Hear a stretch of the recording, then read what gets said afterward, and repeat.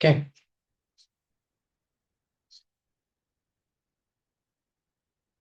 ನೂತನ ಸಾರ್ವಜನಿಕ ನಿರ್ವಹಣೆ ಅಂತ ಹೇಳಿ ಇವತ್ತಿನ ತರಗತಿ ನೂತನ ಸಾರ್ವಜನಿಕ ನಿರ್ವಹಣೆ ಅಂತ ಹೇಳಿ 1980ರ ದಶಕದ ಕೊನೆಯಲ್ಲಿ ಹೊಸ ಬದಲಾವಣೆಗಳು ಮತ್ತು ನೂತನ ಪರಿಕಲ್ಪನೆಗಳು ಸಾರ್ವಜನಿಕ ಆಡಳಿತಕ್ಕೆ ಒಂದು ವಿಶಿಷ್ಟ ಸ್ವರೂಪವನ್ನು ನೀಡಿದ್ವು ಅಂತ ಹೇಳ್ತಾರೆ. 1980ರ ದಶಕದಲ್ಲಿ ಏನಾಗ್ತಿದ್ರಿ, ಹೊಸ ಬದಲಾವಣೆಗಳು ಮತ್ತು ನೂತನವಾಗಿರುವಂತಹ ಒಂದು ಸಾರ್ವಜನಿಕ ಆಡಳಿತಕ್ಕೆ ಏನ್ ಮಾಡೋದಂದ್ರೆ ಒಂದು ವಿಶಿಷ್ಟವಾದಂತಹ ಸ್ವರೂಪವನ್ನು ನೀಡಿದ್ವು. ಇಂತಹ ಒಂದು ವಿಶಿಷ್ಟ ಸ್ವರೂಪದ ಸಾರ್ವಜನಿಕ ಆಡಳಿತವನ್ನ ನಾವು ಏನಂತ ಕರಿತಾ ಇದ್ದೀವಿ ಅಂದ್ರ ನೂತನ ಸಾರ್ವಜನಿಕ ನಿರ್ವಹಣಾ ದೃಷ್ಟಿಕೋನ ಅಂತ ಕರಿತಾ ಇದ್ದೀವಿ. ಏನಂತ ಕರಿತೀವ್ರಿ? ನೂತನ ಸಾರ್ವಜನಿಕ ನಿರ್ವಹಣಾ ದೃಷ್ಟಿಕೋನ. ಯಾವ್ದನ್ನ? 1980ರ ದಶಕದ ಕೊನೆಯಲ್ಲಿ ಹೊಸದಾದಂತ ಬದಲಾವಣೆಗಳು ಮತ್ತು ನೂತನ ಪರಿಕಲ್ಪನೆಗಳು ಸಾರ್ವಜನಿಕ ಆಡಳಿತಕ್ಕೆ ಒಂದು ವಿಶಿಷ್ಟವಾದಂತಹ ಸ್ವರೂಪವನ್ನು ನೀಡಿದ್ವು. ಇಂತಹ ವಿಶಿಷ್ಟ ಸ್ವರೂಪದ ಸಾರ್ವಜನಿಕ ಆಡಳಿತವನ್ನ ನಾವು ಒಂದು ನೂತನ ಸಾರ್ವಜನಿಕ ಆಡಳಿತ ಅಂತ ಕರಿತಾ ಇದ್ದೀವಿ. ಹಂಗಾದ್ರೆ ಈ ಹೊಸ ಸಾರ್ವಜನಿಕ ನಿರ್ವಹಣೆ ಅಂತಕ್ಕಂಥ ಪದವನ್ನ ಯಾರು ಮೊದಲು ಬಳಕೆ ಮಾಡಿದ್ರು ಅಂತ ನೋಡ್ತಾ ಹೋದಂದ್ರ ಹೊಸ ಸಾರ್ವಜನಿಕ ನಿರ್ವಹಣೆ ಹೊಸ ಸಾರ್ವಜನಿಕ ನಿರ್ವಹಣೆ ಅಂತಕ್ಕಂಥ ಪದವನ್ನ 1991ರಲ್ಲಿ ಕ್ರಿಸ್ಟೋಫರ್ ಹುಡ್ ಅಂತಕ್ಕಂಥವ್ರು ಏನ್ ಹಾ ಮಾಡ್ತಾರಂದ್ರ ಸರ್. ಕ್ರಿಸ್ಟೋಫರ್ ಹುಡ್ ಎನ್ನುವಂಥವ್ರು ಏನ್ ಮಾಡ್ತಾರಂದ್ರ public management for all seasons ಎನ್ನುವಂತ ಪತ್ರಿಕೆಯಲ್ಲಿ ಬಳಸ್ತಾರೆ. ಹೊಸ ಸಾರ್ವಜನಿಕ ನಿರ್ವಹಣೆ ಎನ್ನುವಂತ ಪದವನ್ನ 1991ರಲ್ಲಿ ಕ್ರಿಸ್ಟೋಫರ್ ಹುಡ್ ಅಂತಕ್ಕಂಥ ವ್ಯಕ್ತಿ ಏನ್ ಮಾಡ್ತಾರೆ public management for all season ಎನ್ನುವಂತ ಒಂದು ಪತ್ರಿಕೆ ಒಳಗಡೆ ಏನ್ ಮಾಡ್ತಾರೆ ಪ್ರಕಟಣೆ ಮಾಡ್ತಾರೆ ಅಥವಾ ಮೊದಲ ಬಾರಿಗೆ ಬಳಸ್ತಾರೆ ಅಂತ ಹೇಳ್ಬೋದು. ನೆಕ್ಸ್ಟ್ 1992 ಡೇವಿಡ್ ವಸ್ಟೋರ್ಸ್ ಮತ್ತು ಟೆಡ್ ಗ್ಯಾಬ್ನರ್ ಅವರು ಏನ್ ಮಾಡ್ತಾರ ಅಂದ್ರ ರೀ ಇನ್ವೆಂಟ್ ಗೋರ್ಮೆಂಟ್ ಅಂತ ಹೇಳಿ ದ ರೀ ಇನ್ವೆಂಟಿಂಗ್ ಗೋರ್ಮೆಂಟ್ ಅಂತಕ್ಕಂಥ ಒಂದು ಗ್ರಂಥವನ್ನ ಏನ್ ಮಾಡ್ತಾರೋ ರಚನೆ ಮಾಡ್ತಾರೋ.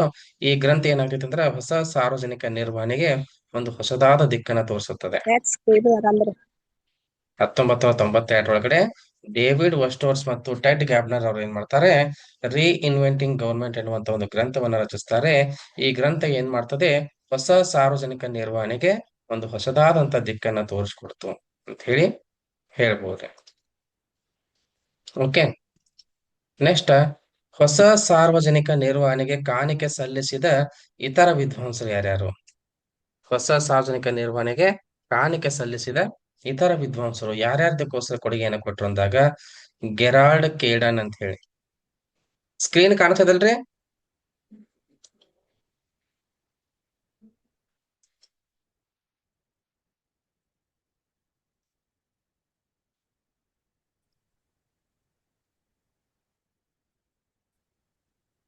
ಓಕೆ. ಗೆರಾಲ್ಡ್ ಕೇಡನ್ ಅಂತ ಹೇಳಿ ಎಲ್ ಟೆರ್ರಿ ಅವರು ಆರ್ ರಾಡ್ಸ್ ರವರು, ಆರ್ ಎಂ ಕೆಲ್ಲಿ ರವರು ಮತ್ತು ಪಿ ಹಾಗೆಟ್ ರವರು ನೆನ್ಪಿಟ್ಕೋರಿ. ಹೊಸ ಸಾರ್ವಜನಿಕ ನಿರ್ವಹಣೆಗೆ ಕಾಣಿಕೆಯನ್ನ ಸಲ್ಲಿಸಿರ್ತಕ್ಕಂತಹ ವಿದ್ವಾಂಸರು ಯಾರು ಅಂತಂದಾಗ ಗೆರಾಲ್ಡ್ ಕೇಡನ್ ರವರು, ಎಲ್ ಟೆರ್ರಿ ಅವರು, ಆರ್ ರಾಡ್ಸ್ ಅವರು, ಆರ್ ಎಂ ಕೆಲ್ಲಿ ರವರು ಮತ್ತು ಪಿ ಹಾಗೆಟ್ ಅವರು ಇವರೆಲ್ಲರೂ ಕೂಡ ಏನ್ ಮಾಡ್ತಾರೆ ಹೊಸ ಸಾರ್ವಜನಿಕ ನಿರ್ವಹಣೆಗೆ ಕಾಣಿಕೆಯನ್ನ ಸಲ್ಲಿಸಿರ್ತಕ್ಕಂಥ ವಿದ್ವಾಂಸರಾಗಿದ್ದಾರೆ. ಓಕೆ. ಈ ನೂತನ ಸಾರ್ವಜನಿಕ ನಿರ್ವಹಣೆಯನ್ನ ಮಾರುಕಟ್ಟೆ ಆಧಾರಿತ ಸಾರ್ವಜನಿಕ ಆಡಳಿತವೆಂದು, ವಾಣಿಜ್ಯೋದ್ಯಮಿಯ ಸರ್ಕಾರವೆಂದು, ಸಾರ್ವಜನಿಕ ಆಡಳಿತ ಮತ್ತು ಖಾಸಗಿ ಆಡಳಿತಗಳ ನಡುವಿನ ಮೂರನೆಯ ಮಾರ್ಗವೆಂದು ಬೇರೆ ಬೇರೆ ಹೆಸರುಗಳಿಂದ ಕರೆಯಲಾಗಿದೆ.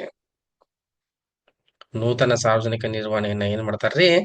ಮಾರುಕಟ್ಟೆ ಆಧಾರಿತ ಸಾರ್ವಜನಿಕ ಆಡಳಿತವೆಂದು, ವಾಣಿಜ್ಯೋದ್ಯಮಿಯ ಸರ್ಕಾರವೆಂದು, ಸಾರ್ವಜನಿಕ ಆಡಳಿತ ಮತ್ತು ಖಾಸಗಿ ಆಡಳಿತಗಳ ನಡುವಿನ ಮೂರನೇ ಮಾರ್ಗ ಅಂತ ಹೇಳಿ ಬೇರೆ ಬೇರೆ ಹೆಸರುಗಳಿಂದ ಇದನ್ನ ಏನ್ ಮಾಡ್ತಾರೆ ಕರೆಯುತ್ತಾರೆ. ಈ ನೂತನ ಸಾರ್ವಜನಿಕ ನಿರ್ವಹಣೆಯ ದೃಷ್ಟಿಕೋನವು ಮಾರುಕಟ್ಟೆ ಮತ್ತು ಖಾಸಗಿ ವಲಯ ವ್ಯವಸ್ಥೆಯ ಆಡಳಿತ ಶ್ರೇಷ್ಠತೆಯನ್ನ ಬೆಂಬಲಿಸುತ್ತದೆ. ನೂತನ ಸಾರ್ವಜನಿಕ ನಿರ್ವಹಣೆಯ ದೃಷ್ಟಿಕೋನ ಏನ್ ಮಾಡ್ತದ್ರಿ? ಮಾರುಕಟ್ಟೆ ಮತ್ತು ಖಾಸಗಿ ವಲಯ ವ್ಯವಸ್ಥೆಯ ಆಡಳಿತ ಶ್ರೇಷ್ಠತೆಯನ್ನ ಇದು ಬೆಂಬಲಿಸ್ತದೆ. ಹೊಸ ಸಾರ್ವಜನಿಕ ನಿರ್ವಹಣಾ ದೃಷ್ಟಿಕೋನವು ಆರ್ಥಿಕ ಕ್ಷೇತ್ರದಲ್ಲಿ ರಾಜ್ಯವು ನಿರ್ವಹಿಸಬೇಕಾದ ಪಾತ್ರದಲ್ಲಿ ಮೂಲ ಬದಲಾವಣೆಯನ್ನ ಬಯಸ್ತದೆ.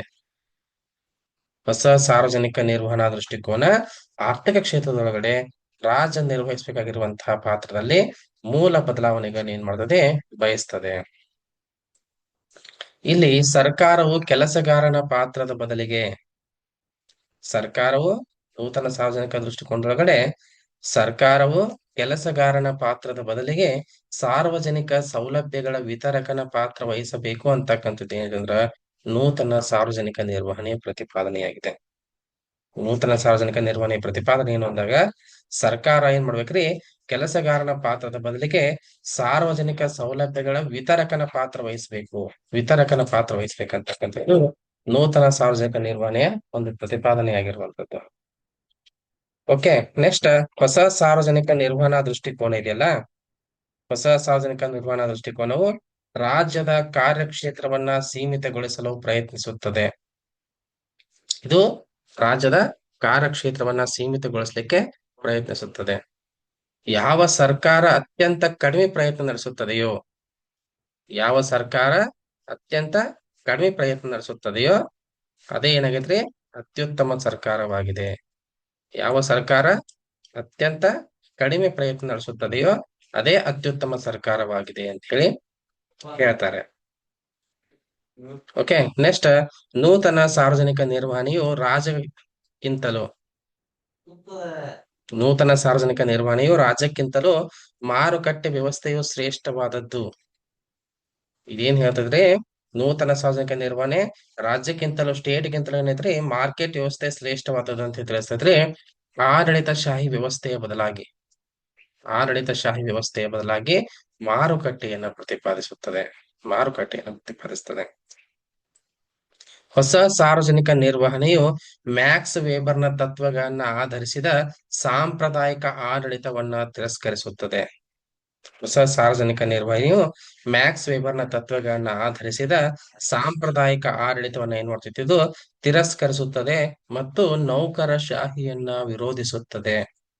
ನೋಡ್ರಿ, ಹೊಸ ಸಾರ್ವಜನಿಕ ನಿರ್ವಹಣೆಯು ಯಾವುದನ್ನ ತಿರಸ್ಕರಿಸುತ್ತದೆ, ಯಾವುದನ್ನ ವಿರೋಧಿಸುತ್ತದೆ ಅಂತಂದಾಗ ಹೊಸ ಸಾರ್ವಜನಿಕ ನಿರ್ವಹಣೆಯು ಮ್ಯಾಕ್ಸ್ ವೆಬರ್ನ ತತ್ವಗಳನ್ನ ಆಧರಿಸಿರುವಂತಹ ಸಾಂಪ್ರದಾಯಿಕ ಆಡಳಿತವನ್ನ ತಿರಸ್ಕರಿಸುತ್ತದೆ ಮತ್ತು ನೌಕರಶಾಹಿಯನ್ನ ಅಥವಾ ಅಧಿಕಾರಶಾಹಿಯನ್ನ ಏನ್ ಮಾಡ್ತದ್ರಿ, ವಿರೋಧಿಸುವಂತ ಕೆಲಸವನ್ನ ಹೊಸ ಸಾರ್ವಜನಿಕ ನಿರ್ವಹಣೆ ಮಾಡುತ್ತೆ. ಆಡಳಿತಶಾಹಿಯು ಇಂದು ಅವಶ್ಯಕತೆಗಿಂತ ಹೆಚ್ಚಾಗಿದೆ. ಆಡಳಿತಶಾಹಿ ಏನಾಗೈತಿ ಇವತ್ತು ಅವಶ್ಯಕತೆಗಿಂತ ಹೆಚ್ಚಾಗಿದೆ ಅಂತ ಹೇಳಿ ಡೇವಿಡ್ ವಸ್ಟೋರ್ಸ್ ಮತ್ತು ಟೆಡ್ ಗ್ಯಾಬ್ಲರ್ ಹೇಳ್ಯಾರ. ಡೇವಿಡ್ ವಸ್ಟೋರ್ಸ್ ಮತ್ತು ಟೆಡ್ ಗ್ಯಾಬ್ಲರ್ ಅವ್ರ ಏನ್ ಹೇಳ್ತಾರ್ರಿ, ಆಡಳಿತಶಾಹಿ ಇದೆಯಲ್ಲ ಇಂದಿದು ಅವಶ್ಯಕತೆಗಿಂತ ಹೆಚ್ಚಾಗಿದೆ ಅಂತ ಹೇಳಿ ಡೇವಿಡ್ ವಸ್ಟೋರ್ಸ್ ಮತ್ತು ಟೆಡ್ ಗ್ಯಾಬ್ಲರ್ ಅವರು ಹೇಳ್ತಾರೆ.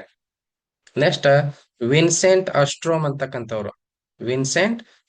ಅಂತಕ್ಕಂಥವ್ರು ಏನ್ ಹೇಳ್ತಾರೆ, ಆಡಳಿತಶಾಹಿಯು ಸಾರ್ವಜನಿಕರಿಗೆ ಸೇವಾ ಸೌಲಭ್ಯಗಳನ್ನ ಪೂರೈಸಲು ಅಸಮರ್ಥವಾಗಿದೆ ಎಂದು ಹೇಳಿದ್ದಾರೆ. ವಿನ್ಸೆಂಟ್ ಅಸ್ಟ್ರೋಮ್ ಅವರನ್ನು ಹೇಳ್ತಾರೆ, ಆಡಳಿತಶಾಹಿ ಇದೆಯಲ್ಲ ಇದು ಸಾರ್ವಜನಿಕರಿಗೆ ಸೇವಾ ಸೌಲಭ್ಯಗಳನ್ನು ಪೂರೈಸಲಿಕ್ಕೆ ಅಸಮರ್ಥವಾಗಿದೆ ಅಂತ ಹೇಳಿ ಹೇಳ್ತಾರೆ. ನೆಕ್ಸ್ಟ್ ಹೊಸ ಸಾರ್ವಜನಿಕ ನಿರ್ವಹಣಾ ದೃಷ್ಟಿಕೋನವು, ಹೊಸ ಸಾರ್ವಜನಿಕ ನಿರ್ವಹಣಾ ದೃಷ್ಟಿಕೋನವು ಸೇವೆಗಳ ವಿತರಣೆಯಲ್ಲಿ ಸರ್ಕಾರದ ಏಕಸ್ವಾಮ್ಯತೆಯನ್ನ ರದ್ದುಗೊಳಿಸಿ. ಓಕೆ, ಹೊಸ ಸಾರ್ವಜನಿಕ ನಿರ್ವಹಣಾ ದೃಷ್ಟಿಕೋನವು ಸೇವೆಗಳ ವಿತರಣೆಯಲ್ಲಿ ಸರ್ಕಾರದ ಏಕಸ್ವಾಮ್ಯತೆಯನ್ನ ರದ್ದುಗೊಳಿಸಿ ಅದರ ಬದಲಿಗೆ ಮಾರುಕಟ್ಟೆಯನ್ನ ಬೆಂಬಲಿಸುತ್ತದೆ. ಏನ್ ಮಾಡ್ತದೆ, ಇದು ಮಾರುಕಟ್ಟೆಯನ್ನ ಬೆಂಬಲಿಸ್ತದೆ ಅಂತ ಹೇಳಿ ಹೇಳ್ತಾರೆ. ಓಕೆ, ಇದ್ರ ಜೊತೆಗೆ ವೆರಿ ಇಂಪಾರ್ಟೆಂಟ್ ಆಗಿರುವಂತ ಥಿಂಗ್ ಏನಿಲ್ಲ ಅಂತಂದಾಗ ಹೊಸ ಸಾರ್ವಜನಿಕ ನಿರ್ವಹಣಾ ದೃಷ್ಟಿಕೋನವು ನಿಯಮಗಳಿಗಿಂತ ಫಲಿತಾಂಶಗಳಿಗೆ ಮತ್ತು ಧ್ಯೇಯಗಳಿಗೆ ಆದ್ಯತೆಯನ್ನು ನೀಡುತ್ತದೆ. ಹೊಸ ಸಾರ್ವಜನಿಕ ನಿರ್ವಹಣಾ ದೃಷ್ಟಿಕೋನವು ನಿಯಮಗಳಿಗಿಂತ ಏನೈತ್ರಿ, ಫಲಿತಾಂಶಗಳಿಗೆ ಮತ್ತು ಧ್ಯೇಯಗಳಿಗೆ ಏನ್ ಮಾಡ್ತದೆ, ಆದ್ಯತೆಯನ್ನ ಕೊಡುತ್ತದೆ. ಓಕೆ, ಹಂಗಾದ್ರ ಸಾರ್ವಜನಿಕ ನಿರ್ವಹಣಾ ದೃಷ್ಟಿಕೋನದ ಇತರ ಧ್ಯೇಯಗಳು ಯಾವ್ಯಾವು, ಇದರ ಧ್ಯೇಯಗಳು ಯಾವ್ಯಾವ ಅಂದಾಗ ಇದು ಮೂರು ಇಗಳನ್ನ ಸಾಧಿಸುವಂತ ಧ್ಯೇಯವನ್ನ ಹೊಂದಿದೆ. ಓಕೆ, ಯಾವ ಮೂರು ಇಗಳು ಅಂದ್ರ ಮೊದಲನೇದು ಎಕಾನಮಿ, ಫಸ್ಟ್ ಇ ಯಾವುದು ಎಕಾನಮಿ, ಎರಡನೇ ಇ ಯಾವುದು ಎಫಿಸಿಯನ್ಸಿ, ಮೂರನೇದು ಎಫೆಕ್ಟಿವ್ನೆಸ್. ಮೂರು ಈ 3 ಸಾಧಿಸೋದು ಇದರ ಮುಖ್ಯ ಧ್ಯೇಯ ಆಗಿದೆ. ಒಂದು ಎಕಾನಮಿ, ಎಫಿಸಿಯನ್ಸಿ ಅಂಡ್ ಎಫೆಕ್ಟಿವ್ನೆಸ್ ಅಂತ ಅಂದ್ರೆ ಮಿತವ್ಯಯ, ದಕ್ಷತೆ ಮತ್ತು ಪರಿಣಾಮಕತೆ ಇವುಗಳನ್ನ ಸಾಧಿಸ್ತಕ್ಕಂಥದ್ದು ಹೊಸ ಸಾರ್ವಜನಿಕ ನಿರ್ವಹಣಾ ದೃಷ್ಟಿಕೋನದ ಒಂದು ಪ್ರಮುಖವಾದಂತಹ ಧ್ಯೇಯಗಳಾಗಿದ್ದಾವೆ ಅಂತ ಹೇಳಿ ಗಮನಿಸಬಹುದು. ನೆಕ್ಸ್ಟ್ ವಸ್ಟೋರ್ಸ್ ಮತ್ತು ಗ್ಯಾಬ್ಲರ್ ಅವರ ಪ್ರಕಾರ, ವಸ್ಟೋರ್ಸ್ ಮತ್ತು ಗ್ಯಾಬ್ಲರ್ ಅವರ ಪ್ರಕಾರ ನಾವು ನೋಡ್ತಾ ಹೋದ್ವಿ ಅಂದ್ರೆ, ನಮಗೆ ದೊಡ್ಡ ಗಾತ್ರದ ಸರ್ಕಾರ ಬೇಡ. ಅವ್ರು ಹೇಳ್ತಾರೆ, ನಮಗೆ ದೊಡ್ಡ ಗಾತ್ರದ ಸರ್ಕಾರ ಬೇಡ, ನಮಗೆ ಉತ್ತಮ ಆಳ್ವಿಕೆ ಬೇಕಾಗಿದೆ. ನಮ್ಗೆ ಏನ್ ಬೇಕ್ರಿ? ಉತ್ತಮ ಆಳ್ವಿಕೆ ಬೇಕಾಗಿದೆ. ಆಳ್ವಿಕೆಯು ನಮ್ಮ ಸಮಸ್ಯೆಗಳ ನಿವಾರಣೆಗೆ ಒಂದು ಸಾಮೂಹಿಕ ಕ್ರಿಯೆಯಾಗಿದೆ. ಏನ್ ಹೇಳ್ತಾರ ಅವರು? ನಮಗೆ ದೊಡ್ಡ ಗಾತ್ರದ ಸರ್ಕಾರ ಬೇಡ, ನಮಗೆ ಉತ್ತಮ ಆಳ್ವಿಕೆ ಬೇಕಾಗಿದೆ. ಆಳ್ವಿಕೆ ಏನ್ ಮಾಡ್ಬೇಕು? ನಮ್ಮ ಸಮಸ್ಯೆಗಳ ನಿವಾರಣೆಗೆ ಒಂದು ಸಾಮೂಹಿಕ ಕ್ರಿಯೆಯಾಗಿದೆ, ಸಾಮೂಹಿಕ ಕ್ರಿಯೆಯಾಗಿದೆ ಅಂತ ಹೇಳ್ತಾರೆ. ಓಕೆ, ಹಂಗಾದ್ರ ನೂತನ ಸಾರ್ವಜನಿಕ ನಿರ್ವಹಣಾ ದೃಷ್ಟಿಕೋನದ ಗುರಿ ಮತ್ತು ಲಕ್ಷಣಗಳನ್ನು ನೋಡ್ತಾ ಬನ್ರಿ. ನೂತನ ಸಾರ್ವಜನಿಕ ನಿರ್ವಹಣಾ ದೃಷ್ಟಿಕೋನದ ಗುರಿ ಅಥವಾ ಲಕ್ಷಣಗಳು. ಓಕೆ, ಒಂದನೇದು ಆರ್ಬನ್ ಮತ್ತು ಗ್ಯಾಬ್ಲರ್ ಅವರು 1992 ಒಳಗಡೆ ಒಂದು ಕೃತಿಯನ್ನು ರಚಿಸ್ತಾರೋ. ಆ ಕೃತಿ ಹೆಸರು ಏನಂದಾಗ ರೀ ಇನ್ವೆಂಟಿಂಗ್ ಗೌರ್ಮೆಂಟ್. ಆರ್ಬನ್ ಮತ್ತು ಗ್ಯಾಬ್ಲರ್ ಅವರು 1992 ಒಳಗಡೆ ಒಂದು ಕೃತಿಯನ್ನು ರಚಿಸುತ್ತಾರೆ. Very important. ಆ ಕೃತಿ ಹೆಸರು ರೀ ಇನ್ವೆಂಟಿಂಗ್ ಗೌರ್ಮೆಂಟ್ ಅಂತ ಹೇಳಿ. ಅಲ್ಲಿ ಹೇಳ್ತಾರ ಅವರು, ಸರ್ಕಾರವು ವೆಚ್ಚ ಮಾಡುವುದಕ್ಕಿಂತಲೂ ಹಣ ಗಳಿಕೆಯತ್ತ ಹೆಚ್ಚು ಗಮನ ನೀಡಬೇಕು ಅಂತ ಹೇಳಿ ಈ ಸಾರ್ವಜನಿಕ ನಿರ್ವಹಣಾ ದೃಷ್ಟಿಕೋನದೊಳಗಡೆ ಪ್ರತಿಪಾದಿಸ್ತಾರ. ಅದ್ರೊಳಗಡೆ ಏನಂತ ಹೇಳಿ, ಸರ್ಕಾರ ವೆಚ್ಚ ಮಾಡುತ್ತಲ್ಲ, ಆ ವೆಚ್ಚ ಮಾಡುವುದಕ್ಕಿಂತಲೂ ಏನ್ ಮಾಡ್ಬೇಕು? ಅವರು ಹಣ ಗಳಿಕೆಯತ್ತ ಹೆಚ್ಚು ಗಮನ ನೀಡ್ಬೇಕಂತ ಹೇಳಿ ಈ ದೃಷ್ಟಿಕೋನ, ಸಾರ್ವಜನಿಕ ನಿರ್ವಹಣಾ ದೃಷ್ಟಿಕೋನ ಪ್ರತಿಪಾದಿಸುತ್ತದೆ. ಖಾಸಗಿ ವಲಯದ ವ್ಯವಸ್ಥಾಪನೆಯ ಆಚರಣೆಗಳನ್ನ ಖಾಸಗಿ ವಲಯದ ವ್ಯವಸ್ಥಾಪನೆಯ ಆಚರಣೆಗಳನ್ನ ಸಾರ್ವಜನಿಕ ಆಡಳಿತದಲ್ಲಿ ಅಳವಡಿಸಲಾಗುವುದು. ನೆಕ್ಸ್ಟ್, ಸಾರ್ವಜನಿಕ ವಲಯದಲ್ಲಿ ಸ್ಪರ್ಧಾತ್ಮಕತೆಗೆ ಉತ್ತೇಜನ ನೀಡುವುದು. ಸಾರ್ವಜನಿಕ ವಲಯದಲ್ಲಿ ಏನ್ ಮಾಡೋದ್ರಿ? ಸ್ಪರ್ಧಾತ್ಮಕತೆಗೆ ಉತ್ತೇಜನವನ್ನ ಕೊಡ್ತಕ್ಕಂಥ ಕೆಲಸವನ್ನ ಮಾಡುವುದು. ನೆಕ್ಸ್ಟ್, ವಿಧಿವಿಧಾನಗಳಿಗಿಂತಲೂ ಫಲಿತಾಂಶಗಳಿಗೆ ಹೆಚ್ಚು ಒತ್ತು ನೀಡುವುದು. ಇಲ್ಲಿ ಏನ್ ಮಾಡೋದ್ರಿ? ವಿಧಿವಿಧಾನಗಳಿಗಿಂತ ಏನ್ ಮಾಡೋದ್ರಿ? ಫಲಿತಾಂಶಗಳಿಗೆ, ರಿಸಲ್ಟ್ಗೆ ಏನ್ ಮಾಡೋದ್ರಿ? ಹೆಚ್ಚಿನ ಒತ್ತು ನೀಡ್ತಕ್ಕಂಥದ್ದು. ನೆಕ್ಸ್ಟ್, ನೀತಿ ನಿರೂಪಣೆಯಿಂದ ನಿರ್ವಹಣೆಯತ್ತ ಪರಿವರ್ತನೆ. ನೀತಿ ನಿರೂಪಣೆಯಿಂದ ಏನಾಗೋದ್ರಿ? ನಿರ್ವಹಣೆಯತ್ತ ಪರಿವರ್ತನೆ ಆಗ್ತಕ್ಕಂಥದ್ದು. ಸಾರ್ವಜನಿಕ ವೆಚ್ಚದಲ್ಲಿ ಮಿತವ್ಯಯವನ್ನ ಪ್ರೋತ್ಸಾಹಿಸುವಂತದ್ದು. ನೆಕ್ಸ್ಟ್, ಇದು ಸಾರ್ವಜನಿಕ ನೌಕರಶಾಹಿಯನ್ನ ಪರಿಷ್ಕರಿಸಿ ಆಧುನಿಕ ರಾಜ್ಯದ ಕಾರ್ಯವ್ಯಾಪ್ತಿಯನ್ನ ಕಡಿತಗೊಳಿಸಲು ಪ್ರತಿಪಾದಿಸುತ್ತದೆ. ಸಾರ್ವಜನಿಕ ನಿರ್ವಹಣಾ ದೃಷ್ಟಿಕೋನ ಏನ್ ಮಾಡ್ತದ್ರೆ? ಸಾರ್ವಜನಿಕ ನೌಕರಶಾಹಿಯನ್ನ ಪರಿಷ್ಕರಣೆ ಮಾಡಿ ಆಧುನಿಕ ರಾಜ್ಯದ ಕಾರ್ಯವ್ಯಾಪ್ತಿಯನ್ನ ಕಡಿತಗೊಳಿಸ್ಲಿಕ್ಕೆ ಏನ್ ಮಾಡ್ತದೆ? ಇದು ಪ್ರತಿಪಾದಿಸ್ತದೆ ಅಂತ ಹೇಳಿ. ಓಕೆ, ನೆಕ್ಸ್ಟ್, ನೂತನ ಸಾರ್ವಜನಿಕ ನಿರ್ವಹಣೆಯ ಮುಖ್ಯ ಕಳಕಳಿ ಅಂತ ಹೇಳಿ. ನೂತನ ಸಾರ್ವಜನಿಕ ನಿರ್ವಹಣೆಯ ಮುಖ್ಯ ಕಳಕಳಿ ಅಂತ ಹೇಳಿ, ಒಂದು ನೌಕರಶಾಹಿಯ ಗಾತ್ರವನ್ನ ಕಡಿಮೆ ಮಾಡ್ತಕ್ಕಂಥದ್ದು. ಎರಡನೇದು ಸರ್ಕಾರದ ಗಾತ್ರವನ್ನ ಕಡಿಮೆ ಮಾಡ್ತಕ್ಕಂಥದ್ದು. ಮೂರನೇದು ತೀರ್ಮಾನ ಕೈಗೊಳ್ಳುವ ಪ್ರಕ್ರಿಯೆಯನ್ನ ವಿಕೇಂದ್ರೀಕರಣಗೊಳಿಸ್ತಕ್ಕಂಥದ್ದು. ಈ ಕೆಲಸವನ್ನ ನೂತನ ಸಾರ್ವಜನಿಕ ನಿರ್ವಹಣೆಯ ಮುಖ್ಯ ಕಳಕಳಿ ಅಂತ ನಾವು ಗುರುತಿಸ್ತೇವೆ. ನೆಕ್ಸ್ಟ್, ನೂತನ ಸಾರ್ವಜನಿಕ ನಿರ್ವಹಣೆಯು ಸಾಂಪ್ರದಾಯಿಕ ಆಡಳಿತದ ಈ ಕೆಳಗಿನ ತತ್ವಗಳನ್ನ ತಿರಸ್ಕರಿಸುತ್ತದೆ. ಯಾವ ತತ್ವಗಳನ್ನ ತಿರಸ್ಕರಿಸುತ್ತದೆ ಅಂತ ಕೇಳಬಹುದು. ನೆನಪಿಟ್ಕೋರಿ, ನೂತನ ಸಾರ್ವಜನಿಕ ನಿರ್ವಹಣೆಯು ಸಾಂಪ್ರದಾಯಿಕ ಆಡಳಿತದ ಯಾವ ತತ್ವಗಳನ್ನ ತಿರಸ್ಕರಿಸುತ್ತದೆ ಅಂತಂದಾಗ ವೆರಿ ಇಂಪಾರ್ಟೆಂಟ್ ನೋಡ್ರಿ. ಮೊದಲನೇದಾಗಿ ರಾಜಕಾರಣ ಮತ್ತು ಆಡಳಿತದ ದ್ವಿವಿಭಜನೆಯನ್ನ ತಿರಸ್ಕರಿಸುತ್ತದೆ. ಶ್ರೇಣೀಕೃತ ವ್ಯವಸ್ಥೆಯನ್ನ ತಿರಸ್ಕರಿಸುತ್ತದೆ. ಅತಿಯಾದ ಕೇಂದ್ರೀಕೃತ ಅಧಿಕಾರವನ್ನ ತಿರಸ್ಕರಿಸುತ್ತದೆ. ಆಡಳಿತದಲ್ಲಿ ನಿಯಮಗಳ ಸರ್ವೋಚ್ಚತೆಯನ್ನು ತಿರಸ್ಕರಿಸುತ್ತದೆ. ಆಡಳಿತದ ಪ್ರಕ್ರಿಯೆಯಲ್ಲಿ ಅನಮ್ಯತೆಯನ್ನು ತಿರಸ್ಕರಿಸುತ್ತದೆ. ನೆನಪಿಟ್ಕೋರಿ, ನೂತನ ಸಾರ್ವಜನಿಕ ನಿರ್ವಹಣೆಯು ಸಾಂಪ್ರದಾಯಿಕ ಆಡಳಿತದ ಈ ಕೆಳಗಿನ ತತ್ವಗಳನ್ನು ಏನ್ ಮಾಡ್ತದೆ? ತಿರಸ್ಕರಿಸುತ್ತದೆ. ಯಾವ ತತ್ವಗಳು? ಒಂದನೇದು ರಾಜಕಾರಣ ಮತ್ತು ಆಡಳಿತದ ದ್ವಿವಿಭಜನೆ ಅಂತ ಹೇಳ್ತೀವಿ ನಾವು.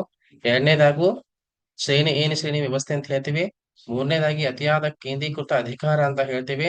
ನಾಲ್ಕನೇದಾಗಿ ಆಡಳಿತದಲ್ಲಿ ನಿಯಮಗಳ ಸರ್ವೋಚ್ಚತೆ ಅಂತ ಹೇಳ್ತೀವಿ. ಐದನೇದಾಗಿ ಆಡಳಿತದಲ್ಲ ಆಗ್ತಕ್ಕಂಥ ಪ್ರಕ್ರಿಯೆಯಲ್ಲಿನ ಅನಮ್ಯತೆ ಅಂತ ಹೇಳ್ತೀವಿ. ಈ ಎಲ್ಲಾ ತತ್ವಗಳನ್ನ ಏನ್ ಮಾಡ್ತೀವಿ ಅಂದ್ರೆ ನಾವು ನೂತನ ಸಾರ್ವಜನಿಕ ನಿರ್ವಹಣೆಯ ಸಾಂಪ್ರದಾಯಿಕ ಆಡಳಿತದೊಳಗಡೆ ಇವನ್ನ ತಿರಸ್ಕರಿಸುವಂತ ಕೆಲಸ ಮಾಡ್ತದೆ.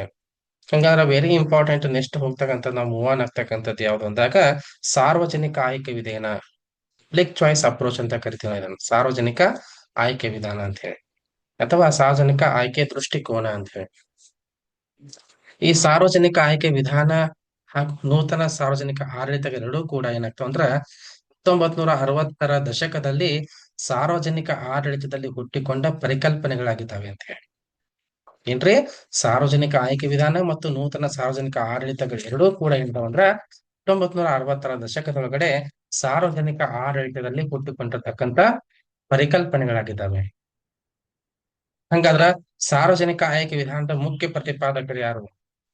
ಹಂಗಾದ್ರೆ ಇದನ್ನ ಯಾರ ಪ್ರತಿಪಾದನೆ ಮಾಡಿದ್ರು ಅಂತಂದಾಗ ವಿನ್ಟನ್ ಓಸ್ಟ್ರಮ್ ಅಂತ ಹೇಳಿ, ವಿನ್ಸೆಂಟ್ ಓಸ್ಟ್ರಮ್ ಅಂತ ಹೇಳಿ ಇವ್ರು ಏನ್ ಮಾಡ್ತಾರ ಅಂದ್ರ ಸಾರ್ವಜನಿಕ ಆಯ್ಕೆ ವಿಧಾನದ ಮುಖ್ಯವಾದಂತ ಪ್ರತಿಪಾದಕರಾಗಿದ್ದಾರೆ ಅಂತ ಹೇಳಿ ನಾವು ನೋಡ್ತೀವಿ. ಹಂಗಾದ್ರೆ ಈ ಸಾರ್ವಜನಿಕ ಆಯ್ಕೆ ವಿಧಾನದ ಇತರೆ ಪ್ರತಿಪಾದಕರು ಕೇವಲ ವಿನ್ಸೆಂಟ್ ಓಸ್ಟ್ರಮ್ ಅವ್ರು ಮಾತ್ರ ಪ್ರತಿಪಾದನೆ ಮಾಡಿದ್ರ ಅಥವಾ ಬೇರೆ ಬೇರೆ ಚಿಂತಕರು ಇದನ್ನ ಮತ್ತೆ ಅದನ್ನ ಅಭಿವೃದ್ಧಿ ಪಡಿಸಿದ್ರ ಅಂತ ನಾವು ನೋಡ್ತಾ ಹೋದಾಗ ಸಾರ್ವಜನಿಕ ಆಯ್ಕೆ ವಿಧಾನದ ಇತರ ಪ್ರತಿಪಾದಕರು ಯಾರು ಅಂತ ನಾವು ನೋಡ್ತಾ ಹೋದ್ರೆ ಮೊದಲನೇದಾಗಿ ಬರ್ತಕ್ಕಂಥವ್ರು ಬುಚ್ನನ್ ರವರು, ಡೌನ್ಸ್ ಮಿಚೆಲ್ ರವರು, ಆಫನ್ ರವರು, ಹಿಮನ್ ರವರು. ಓಕೆ, ಬುಚ್ನನ್ ರವರು, ಡೌನ್ಸ್ ಮಿಚೆಲ್ ರವರು, ಆಫನ್ ರವರು ಮತ್ತು ಹಿಮರ್ ರವರು ಇವರೆಲ್ಲರೂ ಕೂಡ ಏನ್ ಮಾಡ್ತಾರೆ ಸಾರ್ವಜನಿಕ ಆಯ್ಕೆ ವಿಧಾನದ ಪ್ರಮುಖವಾದ ಪ್ರತಿಪಾದಕರಾಗಿದ್ದಾರೆ. ಅದರ ಮುಖ್ಯವಾದಂತ ಪ್ರತಿಪಾದಕರು ಯಾರು? ಸಾರ್ವಜನಿಕ ಆಯ್ಕೆ ವಿಧಾನ ಅಥವಾ ಪಬ್ಲಿಕ್ ಚಾಯ್ಸ್ ಅಪ್ರೋಚ್ ಅಂತ ಹೇಳ್ತೀವಲ್ಲ, ಇದರ ಮುಖ್ಯವಾದ ಪ್ರತಿಪಾದಕರು ಯಾರು ಅಂದಾಗ ವಿನ್ಸೆಂಟ್ ಓಸ್ಟ್ರಮ್ ಅವರು. ಓಕೆ, ತಮಗೆ ಬೇಕಿರುವ ಸೇವೆಗಳು ಮತ್ತು ಸಾಂಸ್ಥಿಕ ರಚನೆಯ ಬಗ್ಗೆ ಸಾರ್ವಜನಿಕರಿಗೆ ಆಯ್ಕೆಯ ಸ್ವಾತಂತ್ರ್ಯ ಇರಬೇಕು ಅಂತ ಹೇಳಿ ಹೇಳುವಂತದ್ದು ಏನಾಗಿದೆ ಸಾರ್ವಜನಿಕ ಆಯ್ಕೆ ಸಿದ್ಧಾಂತದ ಪ್ರತಿಪಾದನೆಯಾಗಿದೆ. ಸಾರ್ವಜನಿಕ ಆಯ್ಕೆ ಸಿದ್ಧಾಂತದ ಪ್ರತಿಪಾದನೆ ಯಾವುದು? ತಮಗೆ ಬೇಕಿರುವ ಸೇವೆಗಳಿದಾವಲ್ಲ ಮತ್ತು ಸಾಂಸ್ಥಿಕ ರಚನೆಗಳಿದಾವಲ್ಲ ಇವುಗಳ ಬಗ್ಗೆ ಸಾರ್ವಜನಿಕರಿಗೆ ಆಯ್ಕೆಯ ಸ್ವಾತಂತ್ರ್ಯ ಇರಬೇಕು. ಜನ ಆಯ್ಕೆ ಮಾಡ್ಬೇಕ್ರಿ ತಮಗೆ ಯಾವ ಸೇವೆ ಬೇಕು, ತಮಗೆ ಎಂತ ಸಾಂಸ್ಥಿಕವಾದಂತ ರಚನೆಗಳು ಬೇಕು ಅಂತಕ್ಕಂಥದನ್ನ ಜನ ಆಯ್ಕೆ ಮಾಡ್ಕೊಳ್ಳೋಂತ ಸ್ವತಂತ್ರ ಇರಬೇಕು ಅಂತ ಹೇಳ್ತಕ್ಕಂಥದ್ದು ಏನಾಗೈತೆ ಅಂದ್ರ ಸಾರ್ವಜನಿಕ ಆಯ್ಕೆ ಸಿದ್ಧಾಂತ, ಪಬ್ಲಿಕ್ ಚಾಯ್ಸ್ ಅಪ್ರೋಚ್ ಸಿದ್ಧಾಂತದ ಪ್ರಮುಖವಾದಂತಹ ಪ್ರತಿಪಾದನೆಯಾಗಿದೆ ಅಂತ ನಾವು ಗಮನಿಸ್ತೀವಿ.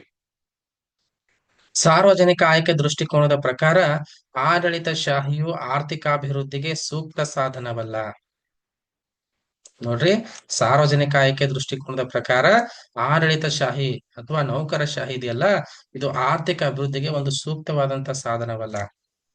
ಅದು ಸಂಸ್ಥೆಯ ಉದ್ಯೋಗಿಗಳ ಹಾಗೂ ಗ್ರಾಹಕರ ಆಸಕ್ತಿಗಳ ರಕ್ಷಣೆಗೆ ಗಮನವನ್ನ ಕೊಡೋದಿಲ್ಲ. ಏನ್ ಮಾಡಂಗಿಲ್ಲ ಇದು ಸಂಸ್ಥೆಯ ಉದ್ಯೋಗಿಗಳ ಹಾಗೂ ಗ್ರಾಹಕರ ಆಸಕ್ತಿಗಳ ಗಮನ ಕೊಡೋದಿಲ್ಲ. ಯಾಕಂದ್ರೆ ಅಧಿಕಾರಶಾಹಿ ಅಂದ್ರ ಆಡಳಿತಶಾಹಿ ನೌಕರಶಾಹಿಗಳು ಇವರು ಗರ್ವಿಗಳಾಗಿರ್ತಾರೆ.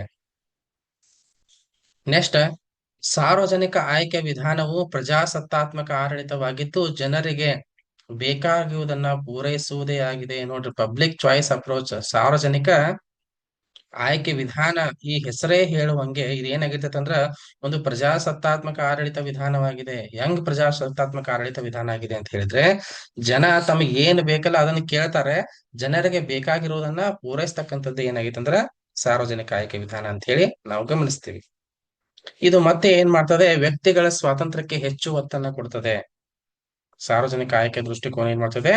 ವ್ಯಕ್ತಿಗಳ ಸ್ವಾತಂತ್ರ್ಯಕ್ಕೆ ಹೆಚ್ಚಿನ ಒತ್ತನ್ನ ನೀಡ್ತದೆ. ಜನರಿಗೆ ವಿವಿಧ ಸೇವೆಗಳನ್ನ ಪೂರೈಸುವ ವಿಚಾರದಲ್ಲಿ ತೀರ್ಮಾನವನ್ನ ಗ್ರಾಹಕರ ದೃಷ್ಟಿಕೋನದಿಂದ ತೆಗೆದುಕೊಳ್ಳಬೇಕು ಅಂತ ಹೇಳಿ ಸಾರ್ವಜನಿಕ ಆಯ್ಕೆ ವಿಧಾನ ತಿಳಿಸ್ತದೆ. ಸೇವೆ ಬೇಕಾಗಿರೋದು ಯಾರಿಗೆ? ಜನರು ಬೇಕಲ್ಲ ಸೇವೆ. ಹಾಗಾಗಿ ಏನ್ ಮಾಡ್ಬೇಕಂತ ಹೇಳ್ತಾರ ಅವರು, ಗ್ರಾಹಕರ ದೃಷ್ಟಿಕೋನದಿಂದ ಏನ್ ಮಾಡ್ಬೇಕಂದ್ರ ಸೇವೆಗಳನ್ನ ಪೂರೈಸ್ಬೇಕು. ನೀವು ಮಾಲೀಕರ ದೃಷ್ಟಿಕೋನದಿಂದ ನೌಕರಶಾಹಿಯ ದೃಷ್ಟಿಕೋನದಿಂದ ಸೇವೆಗಳನ್ನ ಪೂರೈಸ್ತಕ್ಕಂಥ ಕೆಲಸವನ್ನ ಮಾಡಬಾರ್ದು. ನೀವೇನ್ ಮಾಡ್ಬೇಕು? ಜನರಿಗೆ ವಿವಿಧ ಸೇವೆಗಳನ್ನ ಪೂರೈಸುವ ವಿಚಾರದೊಳಗಡೆ ತೀರ್ಮಾನಗಳನ್ನ ಗ್ರಾಹಕರ ದೃಷ್ಟಿಕೋನದಿಂದ ತೆಗೆದುಕೊಳ್ಬೇಕಂತ ಹೇಳಿ ಸಾರ್ವಜನಿಕ ಆಯ್ಕೆ ವಿಧಾನ ಅಥವಾ ದೃಷ್ಟಿಕೋನ ತಿಳಿಸಿಕೊಡ್ತದೆ. ನೆಕ್ಸ್ಟ್, ಸಾರ್ವಜನಿಕ ಆಯ್ಕೆ ವಿಧಾನವು ಆರ್ಥಿಕ ಆಧಾರಿತವಾಗಿರುವುದಲ್ಲದೆ ಗ್ರಾಹಕ ಆಧಾರಿತವೂ ಆಗಿದೆ. ಇದು ಆರ್ಥಿಕತೆಯನ್ನ ಆಧರಿಸಿ ಮಾತ್ರ ಇಲ್ಲ ಸಾರ್ವಜನಿಕ ಆಯ್ಕೆ ವಿಧಾನ, ಇದು ಗ್ರಾಹಕರ ಆಧಾರಿತವೂ ಆಗಿದೆ. ಯಾಕಂದ್ರೆ ಗ್ರಾಹಕರಿಲ್ಲ ಅಂದ್ರ ಅಲ್ಲಿ ಆಯ್ಕೆ ಮಾಡೋದಕ್ಕೆ ಅವಕಾಶವೇ ಇರುವುದಿಲ್ಲ. ನೆಕ್ಸ್ಟ್, ಸಾರ್ವಜನಿಕ ಆಯ್ಕೆಯ ಪ್ರತಿಪಾದಕರು ಆಡಳಿತಶಾಹಿಯನ್ನ ಒಂದು ಪರಿಪೂರ್ಣ ಕೆಡಕೆಂದು ಬಗೆಯುತ್ತಾರೆ. ನೋಡ್ರಿ, ಸಾರ್ವಜನಿಕ ಆಯ್ಕೆ ಸಿದ್ಧಾಂತ ಇತ್ಲ ಪಬ್ಲಿಕ್ ಚಾಯ್ಸ್ ಅಪ್ರೋಚ್ ಅಂತ ಏನ್ ಹೇಳ್ತೀವಿ ನಾವ, ಇದನ್ನ ಯಾರು ಪ್ರತಿಪಾದನೆ ಮಾಡ್ತಾರಲ್ಲ ಇವ್ರ ಏನ್ ಮಾಡ್ತಾರೋ ಆಡಳಿತಶಾಹಿಯನ್ನ ಒಂದು ಪರಿಪೂರ್ಣ ಕೆಡಕು ಅಂತ ಹೇಳಿ ಬಗೆಯುತ್ತಾರೆ. ನೀವು ಮಾರ್ಕ್ಸ್ವಾದಿಗಳು ನೋಡ್ತೀರಿ, ಧರ್ಮ ಅಂತಕ್ಕಂಥದ್ದು ಒಂದು ಅವಶ್ಯಕ ಕೆಡುಕು. ಧರ್ಮ ಅಂದ್ರೆ ಒಂದು ಅಫೀಮು ಇದ್ದಂತೆ ಅಂತ ಹೆಂಗೆ ಮಾರ್ಕ್ಸ್ವಾದಿಗಳು ಹೇಳ್ತಿರ್ತಾರಲ್ಲ, ಅದೇ ತರ ಇಲ್ಲಿ ಸಾರ್ವಜನಿಕ ಆಯ್ಕೆ ಪ್ರತಿಪಾದಕರು ಏನ್ ಹೇಳ್ತಾರೆ, ಆಡಳಿತಶಾಹಿಯನ್ನ ಒಂದು ಪರಿಪೂರ್ಣ ಕೆಡಕು ಅಂತ ಹೇಳ್ತಾರೆ. ಓಕೆ. ಎಲ್ಲೋ ಒಂದ್ ಕಡೆ ಓದಿದ್ದೆ ನಾನು, ರಾಜ್ಯ ಒಂದು ಅವಶ್ಯಕ ಕೆಡಕು ಅಂತ ಹೇಳಿ, ಅದು ಮಾರ್ಕ್ಸ್ವಾದಿಗಳು ಹೇಳುವಂತದ್ದು. ಹಾಗಾದ್ರೆ ಇವರು ಆಡಳಿತಶಾಹಿಯನ್ನ ಒಂದು ಪರಿಪೂರ್ಣವಾದಂತ ಕೆಡಕಂತ ಬಗಿತಾರೆ. ಯಾಕೆ ಬಗಿತಾರೆ ಅಂತಂದಾಗ, ಆಡಳಿತಶಾಹಿಯು ಈ ನೌಕರಶಾಹಿ ಏನ್ ಮಾಡ್ತಾರಲ್ಲ, ಆಡಳಿತಶಾಹಿ ಅಂದ್ರೆ ನೌಕರಶಾಹಿ, ನೌಕರ ವರ್ಗ. ಇವ್ರು ಏನ್ ಮಾಡ್ತಾರೆ, ಸಾರ್ವಜನಿಕ ಹಿತದ ಬದಲಾಗಿ ತನ್ನ ಸ್ವಹಿತವನ್ನ ಸಾಧಿಸಲು ಪ್ರಯತ್ನಿಸುತ್ತದೆ. ಏನ್ ಹೇಳ್ತಾರ್ರಿ, ಸಾರ್ವಜನಿಕ ಆಯ್ಕೆ ಸಿದ್ಧಾಂತದ ಪ್ರತಿಪಾದಕರು ಆಡಳಿತಶಾಹಿಯನ್ನ ಒಂದು ಪರಿಪೂರ್ಣ ಕೆಡಕಂತ ಹೇಳ್ತಾರೆ. ಯಾಕೆ ಹೇಳ್ತಾರೆ, ಸಾರ್ವಜನಿಕ ಹಿತದ ಬದಲಾಗಿ ಈ ನೌಕರಶಾಹಿಗಳು ಏನ್ ಮಾಡ್ತಾರೆ, ತಮ್ಮ ಸ್ವಂತ ಹಿತವನ್ನ ಸಾಧಿಸೋದಕ್ಕೆ ಪ್ರಯತ್ನವನ್ನ ಮಾಡ್ತಾರೆ. ನೆಕ್ಸ್ಟ್, ಆಡಳಿತಶಾಹಿಯ ಆಡಳಿತದ ಬದಲಿಗೆ, ಇಲ್ಲಿ ಆಡಳಿತಶಾಹಿಯ ಆಡಳಿತದ ಬದಲಿಗೆ ಪ್ರಜಾಸತ್ತಾತ್ಮಕ ಆಡಳಿತವನ್ನು ತರಬೇಕು ಅಂತ ಹೇಳಿ ಸಾರ್ವಜನಿಕ ಆಯ್ಕೆ ವಿಧಾನ ಏನ್ ಮಾಡ್ತದ್ರಿ, ಬಯಸ್ತದೆ. ಸಾರ್ವಜನಿಕ ಆಯ್ಕೆ ವಿಧಾನ ಏನ್ ಹೇಳ್ತದ್ರಿ, ಆಡಳಿತಶಾಹಿಯ ಆಡಳಿತದ ಬದಲಿಗೆ ಪ್ರಜಾಸತ್ತಾತ್ಮಕವಾದ ಆಡಳಿತವನ್ನ ತರಬೇಕು ಅಂತ ಹೇಳಿ ಸಾರ್ವಜನಿಕ ಆಯ್ಕೆ ವಿಧಾನ ಏನ್ ಮಾಡ್ತದೆ, ಬಯಸ್ತದೆ.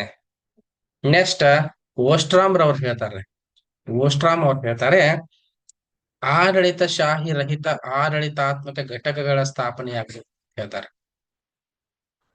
ಓಸ್ಟ್ರಾಮ್ ಅವ್ರು ಏನ್ ಹೇಳ್ತಾರೆ, ಆಡಳಿತಶಾಹಿ ರಹಿತವಾಗಿರುವಂತ ಆಡಳಿತಾತ್ಮಕ ಘಟಕಗಳು ಏನಾಗ್ಬೇಕ್ರಿ, ಸ್ಥಾಪನೆ ಆಗ್ಬೇಕು, ಸ್ಥಾಪನೆ ಆಗ್ಬೇಕಂತ ಹೇಳಿ ಓಸ್ಟ್ರಾಮ್ ಅವರು ತಿಳಿಸ್ತಾರೆ.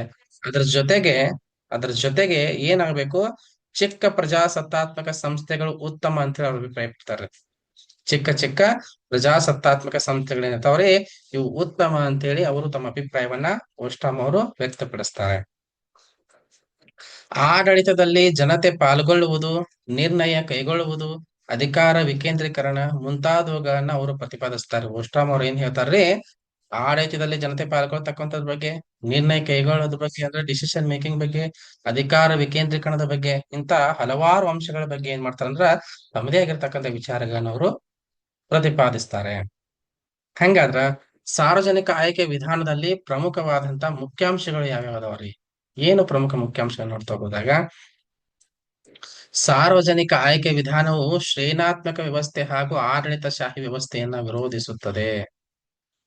ಸಾರ್ವಜನಿಕ ಆಯ್ಕೆ ವಿಧಾನ ಇದೆಯಲ್ಲ, ಇದು ಶ್ರೇಣಾತ್ಮಕ ವ್ಯವಸ್ಥೆ ಹಾಗೂ ಆಡಳಿತಶಾಹಿ ವ್ಯವಸ್ಥೆಯನ್ನ ವಿರೋಧಿಸುತ್ತದೆ. ರಾಜಕೀಯ ಆಡಳಿತ ದ್ವಿವಿಭಜನೆಯನ್ನ ತಿರಸ್ಕರಿಸಿ ಬಹುವಿಧವಾದ ಸಾಂಸ್ಥಿಕ ಸಂಸ್ಥೆಗಳನ್ನ ಪ್ರತಿಪಾದಿಸುತ್ತದೆ. ಏನ್ ಮಾಡ್ತೈತ್ರಿ ಸಾರ್ವಜನಿಕ ಆಯ್ಕೆ ವಿಧಾನ, ರಾಜಕೀಯ ಆಡಳಿತದ ದ್ವಿವಿಭಜನೆಯನ್ನ ತಿರಸ್ಕರಿಸಿ ಬಹುವಿಧವಾದ ಸಾಂಸ್ಥಿಕ ಸಂಸ್ಥೆಗಳನ್ನ ಪ್ರತಿಪಾದನೆ ಮಾಡ್ತದೆ ಅಂತ ಹೇಳಿ ಹೇಳ್ತಾರೆ. ನೆಕ್ಸ್ಟ್, ಪ್ರಮುಖವಾಗಿರ್ತಕ್ಕಂಥದ್ದು ಯಾವ್ದಂದ್ರ, ಸಾರ್ವಜನಿಕ ಆಯ್ಕೆ ವಿಧಾನ ಈ ಕೆಳಗಿನ ಅಂಶಗಳ ಮೇಲೆ ಹೆಚ್ಚಿನ ಒತ್ತನ್ನ ನೀಡ್ತದೆ. ಸಾರ್ವಜನಿಕ ಆಯ್ಕೆ ವಿಧಾನ ಈ ಕೆಳಗಿನ ಅಂಶಗಳ ಮೇಲೆ ಏನ್ ಮಾಡ್ತದೆ, ಹೆಚ್ಚಿನ ಒತ್ತನ್ನು ನೀಡ್ತದೆ. ಹಂಗಾದ್ರೆ ಯಾವ ಯಾವ ಅಂಶಗಳು? ಮೊದಲನೇದು ಆಡಳಿತಶಾಹಿ ವಿರೋಧಿ ದೃಷ್ಟಿಕೋನ. ಒಂದನೇದು ಆಡಳಿತಶಾಹಿ ವಿರೋಧಿ ದೃಷ್ಟಿಕೋನದ ಮೇಲೆ ಹೆಚ್ಚಿನ ಒತ್ತನ್ನು ನೀಡ್ತತಿ. ಎರಡನೇದು ಸಾಂಸ್ಥಿಕ ಬಹುತ್ವೀಕರಣ. ಸಾಂಸ್ಥಿಕ ಬಹುತ್ವೀಕರಣ ಅಂದ್ರೆ ಗ್ರಾಹಕರ ಇಷ್ಟಾನಿಷ್ಟಗಳ ಪೂರೈಕೆಯಲ್ಲಿ ನೆರವಾಗಬಲ್ಲಂತಹ ಬಹುಸಂಖ್ಯಾ ಏಜೆನ್ಸಿಗಳ ಸ್ಥಾಪನೆ ಆಗ್ಬೇಕು ಅನ್ನೋದ್ರ ಬಗ್ಗೆ ಹೆಚ್ಚು ಒತ್ತು ನೀಡ್ತೈತ್ರಿ. ಸಾಂಸ್ಥಿಕ ಬಹುತ್ವೀಕರಣ ಅಂದ್ರೆ ಏನ್ರಿ, ಗ್ರಾಹಕರ ಇಷ್ಟಾನಿಷ್ಟಗಳ ಪೂರೈಕೆಯಲ್ಲಿ ನೆರವಾಗೋದಕ್ಕೆ, ಗ್ರಾಹಕರ ಇಷ್ಟಾನಿಷ್ಟಗಳ ಏನೈತಲ್ಲ ಪೂರೈಕೆಯಲ್ಲಿ ನೆರವಾಗೋದಕ್ಕೋಸ್ಕರ ಏನಾಗ್ಬೇಕ್ರಿ, ಬಹುಸಂಖ್ಯಾ ಏಜೆನ್ಸಿಗಳ ಒಂದು ಸ್ಥಾಪನೆ ಆಗಬೇಕು. ನೆಕ್ಸ್ಟ್, ಆಡಳಿತಾತ್ಮಕ ವಿಕೇಂದ್ರೀಕರಣ ಅಂತ ಹೇಳಿ. ನೆಕ್ಸ್ಟ್, ತರ್ಕಾಧಾರಿತ ಮತ್ತು ತಾಟಸ್ಥ್ಯ ಆಡಳಿತ. ತರ್ಕಾಧಾರಿತ ಮತ್ತು ತಾಟಸ್ಥ್ಯ ಆಡಳಿತದ ಬಗ್ಗೆ ಹೇಳ್ತದೆ. ಬಹಳ ಇಂಪಾರ್ಟೆಂಟ್ ಆಗಿರುವಂತದ್ದು ಪರೀಕ್ಷಾ ದೃಷ್ಟಿಯಿಂದ ನಮ್ಗೆ ಇಲ್ಲಿ ತುಲನಾತ್ಮಕ ಸಾರ್ವಜನಿಕ ಆಡಳಿತ ಅಂತ ಹೇಳಿ, ಅಥವಾ ಕಂಪ್ಯಾರಿಟಿವ್ ಪಬ್ಲಿಕ್ ಅಡ್ಮಿನಿಸ್ಟ್ರೇಷನ್ ಅಥವಾ ತುಲನಾತ್ಮಕ ಸಾರ್ವಜನಿಕ ಆಡಳಿತ ಅಂತ ಹೇಳಿ ಏನಿದು ಅಂತ ನಾವು ನೋಡ್ತಾ ಹೋದ್ರೆ, ತೌಲನಿಕ ಸಾರ್ವಜನಿಕ ಆಡಳಿತವು 1950ರ ದಶಕದಲ್ಲಿ ಬೆಳವಣಿಗೆಯಾದಂತ ಒಂದು ಪರಿಭಾವನೆಯಾಗಿದೆ. ಈ ತೌಲನಿಕ ಸಾರ್ವಜನಿಕ ಆಡಳಿತ ಐತಲ್ಲ, ಇದು 1950ರ ದಶಕದಲ್ಲಿ ಬೆಳವಣಿಗೆಯಾಗಿರುವಂತ ಒಂದು ಪರಿಭಾವನೆಯಾಗಿದೆ ಅಂತ ಹೇಳ್ತೀವಿ. ಸಾರ್ವಜನಿಕ ಆಡಳಿತದಲ್ಲಿ ಸಿದ್ಧಾಂತವನ್ನ ರೂಪಿಸಿ ಅದನ್ನ ಬಲಪಡಿಸುವುದರ ಮೂಲಕ ಸಾರ್ವಜನಿಕ ಆಡಳಿತವನ್ನ ಹೆಚ್ಚು ವೈಜ್ಞಾನಿಕವಾಗಿ ಅಭಿವೃದ್ಧಿಪಡಿಸ್ತಕ್ಕಂಥದ್ದು ಇದೆಯಲ್ಲ, ಇದು ತೌಲನಿಕ ಸಾರ್ವಜನಿಕ ಆಡಳಿತದ ಗುರಿಯಾಗಿದೆ. ನೋಡ್ರಿ, ಸಾರ್ವಜನಿಕ ಆಡಳಿತದಲ್ಲಿ ಸಿದ್ಧಾಂತವನ್ನ ರೂಪಿಸಿ ಅದನ್ನ ಬಲಪಡಿಸುವುದರ ಮೂಲಕ ಎಂತ ಆಡಳಿತವನ್ನ, ಸಾರ್ವಜನಿಕ ಆಡಳಿತವನ್ನ ಹೆಚ್ಚು ವೈಜ್ಞಾನಿಕವಾಗಿ ಅಭಿವೃದ್ಧಿಪಡಿಸ್ತಕ್ಕಂಥದ್ದು ಏನೈತಿ, ತೌಲನಿಕ ಆಡಳಿತದ ಗುರಿಯಾಗಿದೆ. ರಾಬರ್ಟ್ ಥಾಲ್ ಅವರು ಹೇಳ್ತಾರೆ, ಸಾರ್ವಜನಿಕ ಆಡಳಿತವು ತುಲನಾತ್ಮಕ ಅಧ್ಯಯನವಾಗದಿದ್ದರೆ ಅದೊಂದು ಟೊಳ್ಳು ವಿಜ್ಞಾನವಾಗುವುದು. ರಾಬರ್ಟ್ ಥಾಲ್ ಅವರು ಹೇಳ್ತಾರೆ, ಸಾರ್ವಜನಿಕ ಆಡಳಿತ ಇದೆಯಲ್ಲ, ಅದು ತುಲನಾತ್ಮಕ ಅಧ್ಯಯನವಾಗದಿದ್ದರೆ ಅದೊಂದು ಟೊಳ್ಳು ವಿಜ್ಞಾನವಾಗುವುದು ಅಂತ ಹೇಳಿ. 1960ರಲ್ಲಿ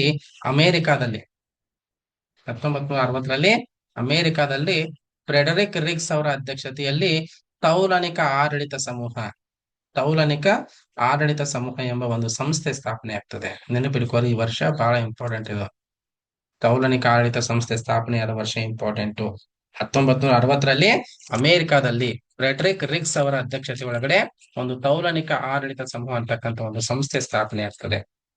ಈ ತೌಲನಿಕ ಆಡಳಿತ ಸಮೂಹವನ್ನ ಬೆಳೆಸಿದ ಪ್ರಮುಖ ವಿದ್ವಾಂಸರು ಯಾರು ಈ ತೌಲನಿಕ ಆಡಳಿತ ಸಮೂಹವನ್ನ ಬೆಳೆಸಿದ್ರು ಅಂತ ನೋಡ್ತಾ ಹೋದ್ರೆ, ಒಂದನೇದು ಫ್ರೆಡರಿಕ್ ರಿಗ್ಸ್ ಅವರು, ಆಲ್ಫ್ರೆಡ್ ಡೈಮಂಡ್ ಅವರು, ಫೆರೆಲ್ ಹೆಡಿ ಅವರು, ಡ್ವೈಟ್ ವಾಲ್ಡೋರ್ ಅವರು, ವಲ್ಲಕಾ ಸೆರೆ ಅವರು, ಮಾರ್ಟಿನ್ ಲೂಂಡ್ ಅವರು, ವಿಲಿಯಂ ಸಫಿನ್ ರವರು, ಜಾನ್ ಮಾಂಟಗೋವರಿ ಅವರು, ರಾಲ್ಫ್ ಬೈಬಂಟೀರ್ ಅವರು ಮತ್ತು ಬೆಟಾಮ್ ಗ್ರಾಸ್ ಅವರು, ಇವರೆಲ್ಲರೂ ಕೂಡ ಏನ್ ಮಾಡ್ತಾರಂದ್ರ 1960ರಲ್ಲಿ ಏನಾಗ್ತದೆ, ತೌಲನಿಕ ಆಡಳಿತ ಸಮೂಹ ಸ್ಥಾಪನೆ ಆಗ್ತದಲ್ಲ, ಈ ಸಮೂಹವನ್ನ ಬೆಳೆಸಿರ್ತಕ್ಕಂಥ ಪ್ರಮುಖ ವಿದ್ವಾಂಸರು ಇವರೆಲ್ಲ. ಹಾಗಾಗಿ ಇಲ್ಲಿ ಪ್ರಮುಖ ಗಮನಿಸುವಂತದ್ದು ಏನು ಅಂತಂದಾಗ, ಫ್ರೆಡರಿಕ್ ರಿಗ್ಸ್ ಅವರನ್ನ ಏನಂತ ಕರಿತೀವಿ, ಇವರು ತೌಲನಿಕ ಸಾರ್ವಜನಿಕ ಆಡಳಿತದ ಮುಖ್ಯ ಪ್ರತಿಪಾದಕರಾಗಿರೋದ್ರಿಂದ ಫ್ರೆಡರಿಕ್ ರಿಗ್ಸ್ ಅವರು ಇಲ್ಲಿದ ನೋಡ್ರಿ, ಫ್ರೆಡರಿಕ್ ಬರೀದ್ ನೋಡ್ಲಿ, ಫ್ರೆಡರಿಕ್ ರಿಗ್ಸ್ ಅವರು ಏನದಾರ, ಇವರು ತೌಲನಿಕ ಸಾರ್ವಜನಿಕ ಆಡಳಿತದ ಮುಖ್ಯವಾದಂತಹ ಪ್ರತಿಪಾದಕರಾಗಿರುವುದರಿಂದ ಇವರನ್ನ ತೌಲನಿಕ ಸಾರ್ವಜನಿಕ ಆಡಳಿತದ ಪಿತಾಮಹ ಅಂತ ಕರಿತೀವಿ. ಇವರನ್ನ ತೌಲನಿಕ ಸಾರ್ವಜನಿಕ ಆಡಳಿತದ ಪಿತಾಮಹ ಅಂತ ಕರಿತೀವಿ. ಈ ಫ್ರೆಡರಿಕ್ ರಿಗ್ಸ್ ಅವರಿದಾರಲ್ಲ, ಫ್ರೆಡರಿಕ್ ರಿಗ್ಸ್ ಅವರಿದಾರಲ್ಲ, ಇವರು 1960ರಿಂದ 1970ರವರೆಗೆ 10 ವರ್ಷಗಳ ಕಾಲ ತೌಲನಿಕ ಆಡಳಿತ ಸಮೂಹದ ಅಧ್ಯಕ್ಷರಾಗಿ ಸೇವೆ ಸಲ್ಲಿಸಿದರು. ತೌಲನಿಕ ಆಡಳಿತ ಸಮೂಹದ ಅಧ್ಯಕ್ಷರಾಗಿ ಇವರು ಏನ್ ಮಾಡ್ತಾರೆ, ಸೇವೆಯನ್ನ ಸಲ್ಲಿಸ್ತಾರೆ. ನೆಕ್ಸ್ಟ್, ಹಾಗಾದ್ರೆ ಈ ತೌಲನಿಕ ಸಾರ್ವಜನಿಕ ಆಡಳಿತ ಅಂದ್ರೆ ಏನು, ಅದರ ವ್ಯಾಖ್ಯೆಯನ್ನ ನೋಡೋಣ. ಇದರ ಅರ್ಥ ಮತ್ತು ವ್ಯಾಖ್ಯೆಗಳು, ತೌಲನಿಕ ಸಾರ್ವಜನಿಕ ಆಡಳಿತದ ಅರ್ಥ ಮತ್ತು ವ್ಯಾಖ್ಯೆಗಳನ್ನ ನೋಡ್ತಾ ಹೋಗೋಣ. ನೋಡ್ರಿ, ವಿಭಿನ್ನ ಸಾಂಸ್ಕೃತಿಕ ಹಾಗೂ ಭೌಗೋಳಿಕ ಹಿನ್ನೆಲೆಯನ್ನ ಹೊಂದಿದ ವಿವಿಧ ದೇಶಗಳಲ್ಲಿ ಕಾರ್ಯನಿರ್ವಹಿಸುತ್ತಿರುವ ಸರಕಾರಿ ಆಡಳಿತಾತ್ಮಕ ಪದ್ಧತಿಗಳ ತುಲನಾತ್ಮಕ ಅಧ್ಯಯನವನ್ನ ತೌಲನಿಕ ಆಡಳಿತವೆಂದು ಸರಳವಾಗಿ ವ್ಯಾಖ್ಯಾನಿಸಬಹುದು. ಏನ್ರಿ, ವಿಭಿನ್ನ ಸಾಂಸ್ಕೃತಿಕ ಹಾಗೂ ಭೌಗೋಳಿಕ ಹಿನ್ನೆಲೆಯನ್ನ ಹೊಂದಿರುವಂತಹ ವಿವಿಧ ದೇಶಗಳಲ್ಲಿ ಕಾರ್ಯನಿರ್ವಹಿಸುವ ಸರಕಾರಿ ಆಡಳಿತಾತ್ಮಕ ಪದ್ಧತಿಗಳ ತುಲನಾತ್ಮಕ ಅಧ್ಯಯನವನ್ನ ತೌಲನಿಕ ಆಡಳಿತವೆಂದು ಸರಳವಾಗಿ ವ್ಯಾಖ್ಯಾನಿಸ್ತೀವಿ ನಾವು. ಹಂಗಾದ್ರ ಚತುರ್ವೇದಿ ಅಂತಕ್ಕಂಥ ಒಬ್ಬ ರಾಜ್ಯಶಾಸ್ತ್ರಜ್ಞರು ಹೇಳ್ತಾರೆ, ಚತುರ್ವೇದಿ ಎನ್ನುವಂತ ಒಬ್ಬ ರಾಜ್ಯಶಾಸ್ತ್ರಜ್ಞರು ಹೇಳ್ತಾರೆ, ಪ್ರೊಫೆಸರ್ ಚತುರ್ವೇದಿ ಏನ್ ಹೇಳ್ತಾರ ಅವರು, ವಿವಿಧ ದೇಶಗಳ ಸಾರ್ವಜನಿಕ ಆಡಳಿತಾತ್ಮಕ ಸಂಸ್ಥೆಗಳ ತೌಲನಿಕ ಅಧ್ಯಯನವನ್ನ, ವಿವಿಧ ದೇಶಗಳ ಸಾರ್ವಜನಿಕ ಆಡಳಿತಾತ್ಮಕ ಸಂಸ್ಥೆಗಳ ತೌಲನಿಕ ಅಧ್ಯಯನವನ್ನ ಏನಂತ ಕರಿತೀವ್ರಿ, ತೌಲನಿಕ ಸಾರ್ವಜನಿಕ ಆಡಳಿತ ಅಂತ ಹೇಳಿ. ಅಂದ್ರ ಬೇರೆ ಬೇರೆ ದೇಶಗಳ ಸಾರ್ವಜನಿಕ ಆಡಳಿತಾತ್ಮಕ ಸಂಸ್ಥೆಗಳಿರ್ತಾವಲ್ಲ, ಅದನ್ನ ನಾವು ಕಂಪ್ಯಾರೇಟಿವ್ ಆಗಿ ಸ್ಟಡಿ ಮಾಡೋದನ್ನ ಏನಂತ ಕರಿತೀವ್ರಿ, ತೌಲನಿಕ ಸಾರ್ವಜನಿಕ ಆಡಳಿತ ಅಂತ ಹೇಳಿ ಕರಿತೀವಿ. ರುಮ್ಕಿ ಬಸವರ್ ಅವ್ರು ಏನಂತ ಹೇಳಿ, ತೌಲನಿಕ ಸಾರ್ವಜನಿಕ ಆಡಳಿತವು ವಿಭಿನ್ನ ಸಾಂಸ್ಕೃತಿಕ ಹಿನ್ನೆಲೆಯುಳ್ಳ ವಿವಿಧ ರಾಷ್ಟ್ರಗಳ ಆಡಳಿತದ ಅಧ್ಯಯನಕ್ಕೆ ಸಂಬಂಧಿಸಿದ್ದಾಗಿದೆ. ರುಮ್ಕಿ ಬಸವರವ್ರು ಏನ್ ಹೇಳ್ತಾರೆ, ತೌಲನಿಕ ಸಾರ್ವಜನಿಕ ಆಡಳಿತವು ವಿಭಿನ್ನ ಸಾಂಸ್ಕೃತಿಕ ಹಿನ್ನೆಲೆಯುಳ್ಳ ವಿವಿಧ ರಾಷ್ಟ್ರಗಳ ಆಡಳಿತದ ಅಧ್ಯಯನಕ್ಕೆ ಸಂಬಂಧಿಸಿದ್ದಾಗಿದೆ ಅಂತ ಹೇಳ್ತಾರೆ.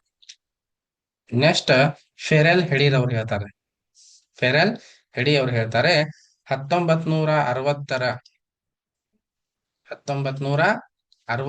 ದಶಕದ ಉತ್ತರಾರ್ಧದಲ್ಲಿ, ಸಾರಿ ಏನ್ ಹೇಳ್ತಾರೆ ಫೆರೆಲ್ ಹೆಡಿ ಅವ್ರಂದ್ರ 1960ರ ದಶಕದ ಉತ್ತರಾರ್ಧವನ್ನ ತೌಲನಿಕ ಸಾರ್ವಜನಿಕ ಆಡಳಿತದ ಉಚ್ಛ್ರಾಯದ ಹಂತ ಅಂತ ಹೇಳ್ತಾರ ಅವ್ರು. 1960ರ ದಶಕದ ಉತ್ತರಾರ್ಧವನ್ನ ಏನಂತ ಹೇಳ್ತಾರ್ರಿ, ತೌಲನಿಕ ಸಾರ್ವಜನಿಕ ಆಡಳಿತದ ಒಂದು ಉಚ್ಛ್ರಾಯ ಹಂತ ಅಂತ ಹೇಳಿ ವರ್ಣಿಸ್ತಾರೆ. ಫ್ರೆಡರಿಕ್ ಅವ್ರು ಹೇಳ್ತಾರೆ, ತೌಲನಿಕ ಸಾರ್ವಜನಿಕ ಆಡಳಿತ ಪದವನ್ನ ಕೇವಲ ಪ್ರಯೋಗಾತ್ಮಕ ಹಾಗೂ ಸಾರ್ವತ್ರಿಕ ಅಧ್ಯಯನಗಳಿಗೆ ಬಳಸಬೇಕಂತ ಹೇಳ್ತಾರೆ. ಫ್ರೆಡರಿಕ್ ಅವ್ರು ಏನ್ ಹೇಳ್ತಾರೆ, ರಿಕ್ಸ್ ಅವರು ತೌಲನಿಕ ಸಾರ್ವಜನಿಕ ಆಡಳಿತವನ್ನ ಕೇವಲ ಪ್ರಯೋಗಾತ್ಮಕ ಹಾಗೂ ಸಾರ್ವತ್ರಿಕ ಅಧ್ಯಯನಗಳಿಗೆ ಮಾತ್ರ ಏನ್ ಮಾಡ್ಬೇಕ್ರಿ, ಬಳಸಬೇಕು ಅಂತ ಹೇಳಿ ಹೇಳ್ತಾರೆ. ಅದ್ರ ಜೊತೆಗೆ ಬಹಳ ಇಂಪಾರ್ಟೆಂಟ್ ಆಗಿರುವಂತದ್ದು, ಈ ಫ್ರೆಡರಿಕ್ ರಿಕ್ಸ್ ಅವ್ರು ಏನ್ ಹೇಳ್ತಾರಂದ್ರ ತೌಲನಿಕ ಸಾರ್ವಜನಿಕ ಆಡಳಿತದಲ್ಲಿ 3 ಪ್ರವೃತ್ತಿಗಳನ್ನ ಅವ್ರು ಗುರುತಿಸ್ತಾರೆ. ತೌಲನಿಕ ಸಾರ್ವಜನಿಕ ಆಡಳಿತದಲ್ಲಿ ಫ್ರೆಡರಿಕ್ಸ್ ಅವ್ರು ಏನ್ ಮಾಡ್ತಾರೆ, 3 ಪ್ರವೃತ್ತಿಯನ್ನ ಗುರುತಿಸ್ತಾರೆ. ಅವು ಯಾವ ತಂದಾಗ ಆದರ್ಶತೆಯಿಂದ ಅನುಭವಾತ್ಮಕತೆಯ ಅಧ್ಯಯನಗಳಿಗೆ ಪರಿವರ್ತನೆ ಆಗ್ತಕ್ಕಂಥದ್ದು. ಆದರ್ಶತೆಯಿಂದ ಅನುಭವಾತ್ಮಕ ಅಧ್ಯಯನಗಳಿಗೆ ಪರಿವರ್ತನೆ ಅನ್ನುವಂಥದ್ದು ನಂಬರ್ 1. ಕೇವಲ ಒಂದು ರಾಷ್ಟ್ರದ ದೇಶೀಯ ಆಡಳಿತಾತ್ಮಕ ಪದ್ಧತಿಯ ಅಧ್ಯಯನಕ್ಕೆ ಬದಲಾಗಿ ಸಾರ್ವತ್ರಿಕ ಅಂದ್ರೆ ವಿಭಿನ್ನ ಸಾಂಸ್ಕೃತಿಕ ಹಿನ್ನೆಲೆಯುಳ್ಳ ವಿವಿಧ ದೇಶಗಳ ಆಡಳಿತದ ಪದ್ಧತಿಗಳ ಅಧ್ಯಯನ ಮಾಡುವ ಪ್ರವೃತ್ತಿ ಹೊಂದಿದೆ. 3 ಪ್ರವೃತ್ತಿಗಳನ್ನ ಫ್ರೆಡರಿಕ್ ರಿಕ್ಸ್ ಅವ್ರು ಗುರುತಿಸ್ತಾರೆ. ಇದ್ರು ತೌಲನಿಕ ಸಾರ್ವಜನಿಕ ಆಡಳಿತದ್ದು. ಅದರಲ್ಲಿ ಮೊದಲನೇದು ಯಾವ್ದು ಅಂದಾಗ ಆದರ್ಶತೆಯಿಂದ ಅನುಭವಾತ್ಮಕ ಅಧ್ಯಯನಗಳ ಕಡೆ ಪರಿವರ್ತನೆ ಆಗ್ತಕ್ಕಂಥದ್ದು. ಎರಡನೇದು ಕೇವಲ ಒಂದು ರಾಷ್ಟ್ರದ ದೇಶೀಯ ಆಡಳಿತಾತ್ಮಕ ಪದ್ಧತಿಯ ಅಧ್ಯಯನಕ್ಕೆ ಬದಲಾಗಿ ಸಾರ್ವತ್ರಿಕ ಅಂದ್ರ ಒಂದು ಸಾಂಸ್ಕೃತಿಕ ಹಿನ್ನೆಲೆಯುಳ್ಳಂತಹ ವಿವಿಧ ದೇಶಗಳ ಆಡಳಿತದ ಪದ್ಧತಿಗಳ ಅಧ್ಯಯನ ಮಾಡುವಂತ ಪ್ರವೃತ್ತಿಯನ್ನ ಹೊಂದೈತಿ ಅಂತ ಹೇಳ್ತಾರೆ. ನೆಕ್ಸ್ಟ್ ಸಾಮಾಜಿಕ ಪರಿಸರ ಹಿನ್ನೆಲೆ. ಸಾರ್ವಜನಿಕ ಆಡಳಿತ ಅಧ್ಯಯನದಿಂದ ಸಾಮಾಜಿಕ, ಸಾಂಸ್ಕೃತಿಕ, ಆರ್ಥಿಕ ಹಾಗೂ ರಾಜಕೀಯ ಪರಿಸರದ ಹಿನ್ನೆಲೆಯಲ್ಲಿ ಸಾರ್ವಜನಿಕ ಆಡಳಿತದ ಅಧ್ಯಯನದ ಕಡೆಗೆ ಏನ್ ಮಾಡಿದ್ರೆ ಒಲವನ್ನ ಹೊಂದಬೇಕು. ಈ 3 ಪ್ರವೃತ್ತಿಗಳನ್ನ ಏನ್ ಮಾಡ್ತಾರಂದ್ರ ಫ್ರೆಡರಿಕ್ ರಿಕ್ಸ್ ಅವರು ಕೊಡ್ತಾರೆ. ಹಂಗಾದ್ರೆ ರಿಕ್ಸ್ ಅವರ ಪ್ರಕಾರ ತೌಲನಿಕ ಸಾರ್ವಜನಿಕ ಆಡಳಿತ ಏನಾಗಿದೆ, ಇದು ಅನುಭವಾತ್ಮಕವಾದದ್ದು. ತೌಲನಿಕ ಸಾರ್ವಜನಿಕ ಆಡಳಿತ ಏನಾಗಿತ್ತು, ಇದು ಅನುಭವಾತ್ಮಕವಾದದ್ದು ಅಂದರೆ ವಾಸ್ತವವಾದದ್ದು. ತೌಲನಿಕ ಸಾರ್ವಜನಿಕ ಆಡಳಿತ ವಾಸ್ತವವಾದದ್ದು, ಅನುಭವಾತ್ಮಕವಾದದ್ದು ಮತ್ತು ವೈಜ್ಞಾನಿಕವಾದದ್ದು. ಎರಡನೇದು ಸಾರ್ವತ್ರಿಕವಾದದ್ದು. ತೌಲನಿಕ ಸಾರ್ವಜನಿಕ ಆಡಳಿತವು ಸಾರ್ವತ್ರಿಕವಾದದ್ದು ಅಂದರೆ ಸಾಮಾನ್ಯೀಕರಣಕ್ಕೆ ಅರ್ಹವಾದದ್ದು. ನೆಕ್ಸ್ಟ್ ಪರಿಸರ ವಿಜ್ಞಾನದೊಡನೆ ಸಂಬಂಧ ಹೊಂದಿದೆ. ಪರಿಸರ ವಿಜ್ಞಾನದೊಂದಿಗೆ ಸಂಬಂಧ ಹೊಂದಿದೆ ಅಂತ ಹೇಳ್ತಾರೆ. ಅಂದ್ರೆ ರಿಕ್ಸ್ ಅವರ ಪ್ರಕಾರ ತೌಲನಿಕ ಸಾರ್ವಜನಿಕ ಆಡಳಿತ ಅಂತಕ್ಕಂಥದ್ದು ಏನಾಗಿದೆ, ಇದು ಅನುಭವಾತ್ಮಕವಾಗಿದೆ ಅಂದರೆ ವಾಸ್ತವಕ್ಕೆ ಹತ್ತಿರವಾದದ್ದಾಗಿದೆ. ಇದು ವೈಜ್ಞಾನಿಕವಾದದ್ದು ಕೂಡ ಆಗಿದೆ ಅಂತ ಹೇಳಿ. ಇದು ಅವೈಜ್ಞಾನಿಕವಲ್ಲ, ಕಾಲ್ಪನಿಕವಲ್ಲ, ಇದು ವೈಜ್ಞಾನಿಕವಾಗಿರ್ತಕ್ಕಂಥದ್ದು. ಇದು ಸಾರ್ವತ್ರಿಕವಾಗಿರ್ತಕ್ಕಂಥದ್ದು. ತೌಲನಿಕ ಸಾರ್ವಜನಿಕ ಆಡಳಿತ ಐತಲ್ಲ, ಇದು ಸಾರ್ವತ್ರಿಕ ಅಂದ್ರೆ ಸಾಮಾನ್ಯೀಕರಣಕ್ಕೆ ಇದು ಏನೈತ್ರಿ, ಅರ್ಹವಾದದ್ದು ಅಂತ ಹೇಳಿ. ನೆಕ್ಸ್ಟ್ ಪರಿಸರ ವಿಜ್ಞಾನದೊಡನೆ ಏನ್ ಮಾಡಿದ್ವಿ ಅಂದ್ರ ಸಂಬಂಧವನ್ನ ಹೊಂದಿದೆ ಅಂತ ಹೇಳಿ ಇಷ್ಟು ನಾವೇನ್ ಮಾಡಿದ್ವಿ ಅಂದ್ರ ತೌಲನಿಕ ಸಾರ್ವಜನಿಕ ಆಡಳಿತದ ಬಗ್ಗೆ ಕೂಡ ಇವತ್ತು ಅಧ್ಯಯನವನ್ನ ಮಾಡಿದ್ವಿ. ಸ್ವಲ್ಪ ತರಗತಿ ಒಳಗೆ ವ್ಯತ್ಯಯ ಆಗ್ತಾ ಇದೆ, ನಂಗೆ ಟೈಮ್ ಮ್ಯಾನೇಜ್ಮೆಂಟ್ ಆಗ್ತಾ ಇಲ್ಲ. ಹಾಗಾಗಿ ಆದ್ರೆ ನಾನು ಖಂಡಿತವಾಗ್ಲೂ ಕೂಡ ನೀವು ರೆಗ್ಯುಲರ್ ಕ್ಲಾಸ್ ಮಾಡಿ ನೀವು ಕೆಸೆಟ್ ಒಳಗಡೆ ಅರ್ಹತೆ ಗಳಿಸೋದಲ್ಲ ನಾನು ಮಾಡಿಕೊಡ್ತೀನಿ ಅಂತಕ್ಕಂಥ ಒಂದು ಭರವಸೆಯನ್ನ ಈ ಸಂದರ್ಭದಲ್ಲಿ ಕೊಟ್ಟು ಎಲ್ರೂ ಕೂಡ ಧನ್ಯವಾದಗಳು. ಮತ್ತೆ ಮುಂದಿನ ತರಗತಿಯಲ್ಲಿ ನಾವೆಲ್ಲರೂ ಸಿಗೋಣ. ದಯವಿಟ್ಟು ಯೂಟ್ಯೂಬ್ ಚಾನಲ್ ಲೈಕ್ ಮಾಡಿ, ಶೇರ್ ಮಾಡಿ, ಸಬ್ಸ್ಕ್ರೈಬ್ ಮಾಡಿ ಮತ್ತು ನಿಮ್ಮ ಫ್ರೆಂಡ್ಸ್ಗೆಲ್ಲ ಇದನ್ನ ಶೇರ್ ಮಾಡ್ರಿ. ಎಲ್ರೂ ಕೂಡ ಗುಡ್ ಈವ್ನಿಂಗ್.